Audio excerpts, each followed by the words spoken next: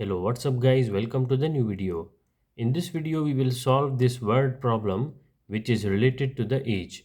Now the problem says A is 3 years older than C, who is twice as old as B. The total ages of A, B and C is 23. How old is C? Now, in this problem, it is telling us the present ages of A, B, and C, but it is saying in such a way that A is 3 years older than C.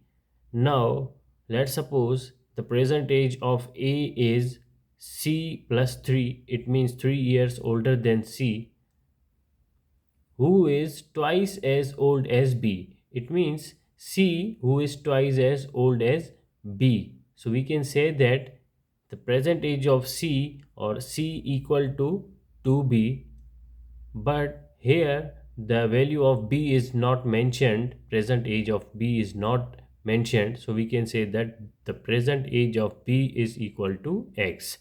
So we can write this in such a way that if B is equal to X and if C is equal to 2B, so we can say that C is equal to 2X because X is equal to B. So similarly, A is equal to C plus 3. If C is equal to 2X, it means 2X plus 3. So it is saying that the total ages of A, B and C is 23. So we can write it as x plus 2x plus 2x plus 3 is equal to 23. So further we will solve it. 5x plus 3 is equal to 23 and 5x is equal to, bring this plus 3 on the right hand side, 23 minus 3, that will be 20. So x equal to 20 divided by 5, that will be equal to 4. So we can say that the present age of B is equal to 4. But in this question, it is not asking at the present age of B.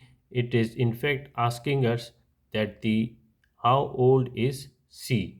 So if the age of B is 4 years, so we know that C is equal to 2B. It means 2 into 4, that will be 8 years.